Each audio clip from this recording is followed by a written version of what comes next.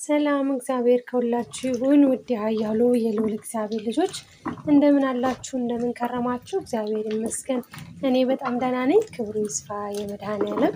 የዛሬው ዝክር የእመቤታችን የቅድስት ድንግል ማርያም ዝክር ነው። እንግዲህ እግዚአብሔር በረዳኝ መጠን ለመዘከር እየታገልኩ ነው። ምክንያቱም ምግብ የምትሰራልኝ ልጅ እንዳጋጣሚ ሆኖ ሆቴሏ ተዘጋ ወይም ታሸገባት እና ትናንትና ራሱ የቅዱስ ገብርኤልን ዝክር የዘከረችልኝ እደጅ የትም እደጅ ሰርታ ነው። እስኪከፈት ድረስ በጣም ከባድ ነው። እሷ ባተር ነበር፣ እኔ ደግሞ እስኪ ልቀይረው ብዬ በእንትን ጀምሬያለሁ። በዚህ ድንች አረግበትና በቀይ ስር እና ይኸው እዚህ ጋር ስንት ጎላ እንደተጣደ በርበሬ ነው የተዘጋጀው። ስንት ጎላ እንደተጣደ ነው ማላሳያችሁ። ጉዴ ሊፈላ ነው። ወለተ መድህን ትባላለች። እኔ እንደውም ቤተሰብ ጋር ሊሄድ ስለሆነ የሚዘክርልሽ ይኖራል ይዘክሩልሻል ብያት ነበረ። እንዳጋጣሚ ሆኖ በቃ ይሄ ነገር ሲፈጠር በቃ ራስሽ ሰርተሽ ዘክሪያት አለ ባልተብየውም።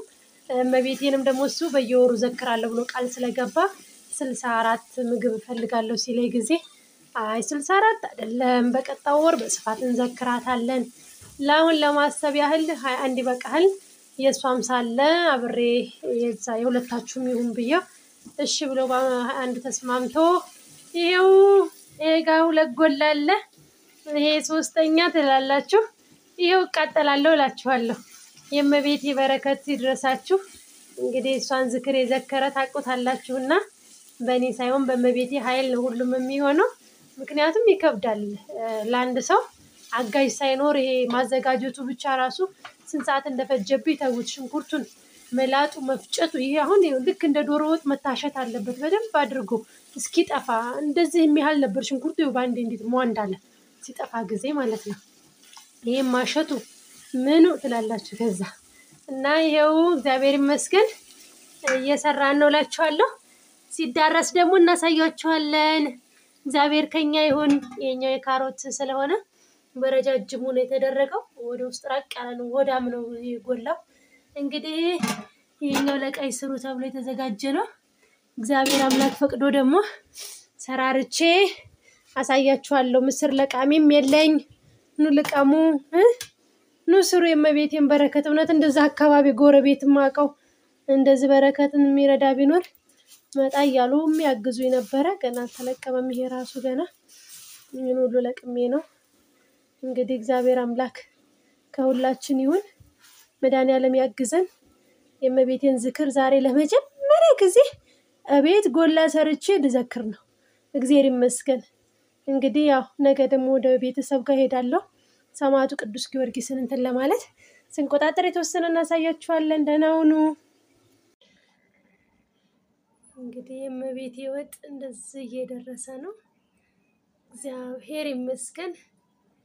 ያው ቶሎ ይበስላልም ብዬ አላሰብኩ ነበር፣ ምክንያቱም ብቻዬን ስለሆንኩኝ ይሄ ማባባሉ በዚያ ላይ ደግሞ እንትን ማለቱ አሁን ይሄ ገና መንተክተክ ይቀረዋል። እየተንተከተከ ነው። እንግዲህ የእመቤቴን ዝክር በዚህ ደረጃ ቤት አባብዬ አላውቅም ነበረ። ያው ቤት አባባል ነው ማለት ነው። እመቤቴ አግዛኝ። ገና ብዙ የሚንተከተክ ነገር ይቀረዋል። ይንተክተክ ጎላ ነው። የሚገርመው ፈርቼው ነበረ ስጥደው ራሱ። ግን ያው እመቤቴ ስትሰራው ሁሉም ይቀላል። እሷ ተሰራችው፣ እሷ ካበረታች ሁሉም ነገር ቀላል ነው የሚሆነው። እግዚአብሔር ይመስገን። ይኸው ድንቹም በዚህ መልኩ እየደረሰ ነው። ቀለል ስላለ እንጂ አልሞክረውም ነበር። 100 200 ቢሆን ይሄን ድስት የማይችለውም እኔም ደግሞ እችላለሁ ብዬ ትልቁን ደግሞ አልጠድም ነበር። ግን ያው እመቤቴ ያው እንደዛ አብስለዋለች። ደግሞ እንደዚህ እየበሰለ ነው። ገና እየተንተከተከ ነው። እንትን ብዬው ነው። እግዚአብሔር ይመስገን። እንግዲህ የእመቤቴ ወጥ እንደዚህ ደርሷል። ፈጣሪ አምላክ ለሀገራችሁ ያብቃችሁ እና ስንዘክረው ደግሞ እናያለን። ከመድኃኔዓለም ጋር አብሮ ሲዘከር እናያለን። ሰላም ሁኑ። እና ዛሬ የምትዘክረው እህታችን ወለተ መድህን ትባላለች። እግዚአብሔር አምላክ በእድሜ በጤና ይጠብቃት። ነው ወደዚህ ጋር እዚህ ጋር ያለውን ዳቦ ጠጋ በልነዙ ማርክላችሁ ዛሬ ይሄንን ዳቦ ምን ጊዜም ደግሞ ያው ከወርወሩ እንትን የሚለው ላይ የምታዝልን ዳቦ ገብረ ሚካኤልና ምራተ መድን ይባላሉ ባልና ሚስት ናቸው ምን ጊዜም ይሄንን ወራዊ መታሰቢያ ሲኖሩ ዝክር ላይ ብዙ እንትን ይላሉ ማለት ነው ይሄን ጧፍ ደግሞ ያዘዘችው ያው እንጀራውን ያዘዘችው ወለተ መድን የአንድ ሽብር ጧፍ ብላ 5500 ይሄን ተገዝቶላታል እንግዲህ ወደ ዳቦ ቆረሳውና ወደ እንጀራው እንሂድ ወደ እንጀራው ዙርላችሁ ኮዲ ዙር ከሱ ጋር ብቻ ታርግ እና እንደ መግቢያ ይሄን እንሰራለን እዛ ሲታደል እንኳን ትንሽ ሊከብድ ይችላል ግን ያው በተቻለን አቅም ለማስገባት እንሞክራለን እግዚአብሔር ይዳን የኔ ዘከረችታችን ነፍሷ ጋር ያድርግልሽ ብለናል እሱም ደግሞ የተወሰነ ዘክሯል 64 ነበር እንደውም ግን ትንሽ ስለሚከብድ ከሷ ጋር የ21 አድርጎ ገብረ ሚካኤልም ገብረ ማርያምም ዘክሯል እና በወጣ የተካላችሁ በዚህ ዝክር ላይ ሁሉ የተሳተፋችሁ በወጣ የተካላችሁ መድኃኒዓለም እመቤት ያለው በስጋሉ በነፍስ ትበላችሁ ፍጻሜያችሁን ታሳምርላችሁ በቤታችሁ ታጽናኑ ምንለው ወደፊት ደግሞ የዛሬ ወር ያው እኔ ከቤት ስለሆነ ትንሽ ስለከበደኝ ነው በስፋት እንዘክራለን የኛንም ሆነ እናንተም ደግሞ መዘከር የምትፈልጉ እሱን በወራው አላቋርጥም ስላለ አብረን የዛሬ ወር በሰላም ያድርሰንና እንደተለመደው በተለመደው ቦታ በስፋት እንዘክራለን የዛ ሰው ይበለን ለጊዜው ነው አሁን እንስራ አብረን እናድልላለሁ የበረከት ሳታፊ ሆኖላችሁ እግዚአብሔር ይስጥል በስመ አብ ወወልድ ወመንፈስ ቅዱስ አሐዱ አምላክ አሜን ሰላም እግዚአብሔር ከሁላችሁ ይሁን ውድ ኃያሉ የልዑል እግዚአብሔር ልጆች እንደምን አላችሁ እንደምን ከረማችሁ እንኳን ለሰማዕቱ ለቅዱስ ጊዮርጊስ ወርሃዊ መታሰቢያ በዓሉ በሰላም በጤና ደረሳችሁ አደረሰን አሜን እንግዲህ ዛሬ ቀን 5 ሰዓት ሆኗል ወጡም ተዘጋጅቷል እንጀራው ተዘጋጅቷል ዳቦ ተዘጋጅቷል ጽዋውም ተዘጋጅቷል እንግዲህ ነው እየበረደ ምክንያቱም ጫንተን ላይ ነው የሚያረጉት መንገድ ላይ እንዳይፈስ በእንዲህ አይነት ጫፓ ነው የሚደረገው እና ያው ሊቀዳዳ ነው ላችኋለሁ ጠላውም ተቀርቷል እንጀራው የሌማት ተደርጓል ዳቦም ጀሃዝ ነው ሁሉንም ነገር አንድ ላይ አድርገን ደግሞ እናሳያችኋለን አሁን ከመታጠብ በፊት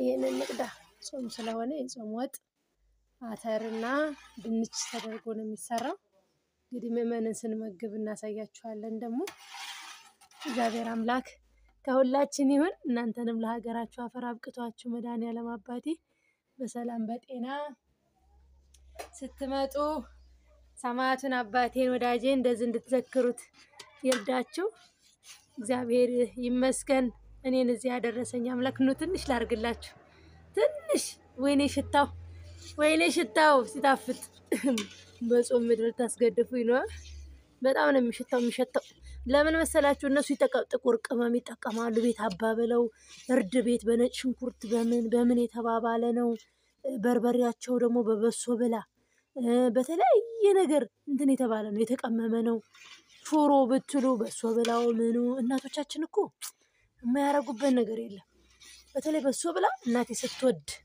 ከፈት ስታረጉት በርበሬውን ጥንን የሚያረጉ ሲጣፍጥ ሽታው ማለት ነው እና አሁን የወጡ ሽንኩርቱን ደግሞ በምን እንደቀመመችው አላቅም እኔ ቤት ያሁን ሽንኩርት ተቀማለሁ አረበም ሀገር ውጭም ሆኜ ተቀማለሁ ግን እንደዛ ይጣፍጥልኝ እንጃን ምን አርጋ እንደምሰራው አላቅም እና እናቶች ጎበዝ ናቸው ለዚህ ዶሮ ላሳያችሁ እንዴ ወጣባችሁ የገጠር ቤት በደንብ አስጎበኛችኋለሁ አሁን በቃ ወጡን ንቅዳና ሁሉንም አዘጋጅተን እንትንላለን ማለት ነው ወደ ማዘጋጀቱ እንሄዳለን ደህና ሁኑ ሰላም እግዚአብሔር ከሁላችሁ ይሁን ውድ ኃያሉ የልዑል እግዚአብሔር ልጆች እንዴት አላችሁ እኛ ሰላም ነን ጽዋ እንግዲህ ናት እቺ መሶብ ወርቋ ናት ያቺ ደግሞ ቅምጫን ወይም ጠላ የምትያዝባት ነው ጧፍ ደግሞ በስሙ ተይዟል 23 እንግዲህ ጉዞ ወደ ቤተ መቅደሱ እንላለን አረጋውያን ነዳያን ወዳሉበት ይሄ ጠላ ነው ሁለቱም ማለት ነው ዳቦዬን ይመስላል ያጃ ይደፋ ምክንያቱም ቤተክርስቲያን ሲሆን የህብስት ነው ብዙ ጊዜ የሚደፋው እንትን ማለት ነው የአጃ ሳይሆን የስንዴ ነው ምክንያቱም ስጋው ደግሞ የሚፈተተው መባው በዛ ስለሆነ የዛ ነው እላችኋለሁኝ ቀጥታ ይሄው ለማት እንጀራ ተዘጋጅቷል እግዚአብሔር አምላክ እንግዲህ በሰላም ሄዶ በሰላም ይመልሰን። ኑና ጉርሳችን እንግዲህ ኑላ ጉርሳችን እና እግዚአብሔር ይመልሰን በሰላም። ወደ ቤተ መቅደሱ ልንወጣ ነው። ውድ ተመልካቾቻችን ይሄም እንጀራ ነው እንግዲህ እግዚአብሔር አምላክ ፈቅዶ በሰላም በጤና እንመለስ። ወጣችንም ይኸው በዚህ ሞልቷል። ይሄ ወጥ ማቀራረቢያችን ነው። ይሄ ደግሞ በጣም ትልቁ ባሊ ነው። ይኸውላችሁ ወጡ ቀይ ብዙ አይበላም፣ አብዛኛው ነጭ ነው። ተብሎ ነጭ በትልቁ ነው በዚህ የተደረገው እና አሁን ልንሄድ ነው እላችኋለሁ። ውድ የወለተ ማርያም ዩቲዩብ ተከታታዮች እንግዲህ ለ7-8 ዓመት ጽዋ ውስጥ ጠጣ የነበረው ሰማዕቱ ቅዱስ ጊዮርጊስ ዛሬ በሀገሬ አመቶኝ ይኸው እንደዚህ ልናከብር ነው። እዛ ከቻልኩኝ ቅዳሴውን ትንሽ አሰማችኋለሁ። ሰላም ሁኑ። እግዚአብሔር ከእናንተ ይሁን። ተመልካቾቻችን እንግዲህ እየሄድን ነው ወደ ቤተ መቅደሱ። ይኸው አጋዥ አጥቼ እንደዛ ዝያታለሁ እንትሏል። እቺ መሶበ ወርቋ ናት። ይሄ ደግሞ እህቴ አንድ እህቴ የሰማዕቱ የቅዱስ ጊዮርጊስ 19 ሺህ ብር ስጭልኝ ብላኝ ይሄ ያመጣሁት ነው። እንግዲህ ያው ከቅዳሴ በኋላ አስረክባለሁ።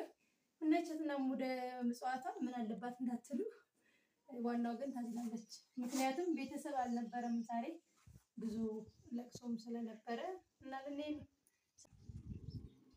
በወቅቱ በሰዓቱ ቶሎ ደረስን። ገና ቅዳሴ ሊጀምር ነው። ይቻት እንግዲህ መሶበ ወርቋም ቅምጫ ነው ወይም የጠላ መያዣዋ እንግዲህ ሙሉ አረጋውያን ይቺ ምዕመን አስተናጋጅ ካህን አለ፣ ቡራኬ የሚሰጡ ካህናት እነሱ ባርከው ሲሰጡን ነው ወደ አረጋውያን ወደ ነዳያኖቹ የምንዞረው ማለት ነው። እና አሁን ይቺ ቤት የእነሱ ማረፊያ ነው። መጀመሪያ ዳቦም ሁሉም ነገር ተባርኮ ሲበቃ ነው ቀጥታ ወደ ማደሎ የምንሄደው ወይም አቅመ ደካሞችን ወደ ማብላት የምንሄደው ማለት ነው። እንግዲህ በዚህ መልኩ መጥቷል ትላላችሁ። አረጋውያንን እንግዲህ ይቀመጣሉ እንደዚህ በበር ውጭ ሙሉን ይቀመጣሉ። ቅዳሴ እንግዲህ አብረን እናስቀድሳለን። ተጀመረ ሀዱ ተባለ። ቤተ መቅደሱንም አሳያችኋለሁ። ወደ ውስጥ እንትን ታልኩኝ ተገባሁኝ። እነኚህ የምዕመን ወይም የመለኮሳውያን እንዲሁም የሰንበት ተማሪ የሚያስተምሩ አባቶች ማረፊያ እንዲሁም ደግሞ በ16 ኪዳነ ምህረት እናቶቻችን ሱባኤ የሚይዙበት ይህን ስንሰራው እኛ እዛ ስደት ላይ ሆነን ያን ታስቦ ነበር የተሰራው። ከቤተ መቅደሱ ውጭ ነው፣ በሩ ወደ ውጭ ነው። እዚህ ውስጥ ሱባኤ መግባት 16ቷንም ቀን ለሚፈልግ እናቶች አባቶች ይለቀቅላቸዋል። እንዲሁም ደግሞ አንዳንደኛው ክፍል እንዳልኳችሁ ምዕመኑን ወይም አሁን የመጡትን ትውልድ የሚያስተምሩ የሰንበት ትምህርት ቤት ወይም ፊደል የሚያስቆጥሩ አባቶች ማደሪያ የተባሉ ነው ይሄ ማለት ነው። እና ይሄን ይመስላል የአንድ አባት ቤት ነው ይሄ። ሌሎቹ እንዳልኳችሁ ሱባኤ መግባት ለሚፈልግ እናቶች የሚይዙበት ነው። እና ወደ ውስጥ ቤተ መቅደሱን ከገባሁ አሳያችኋለሁ።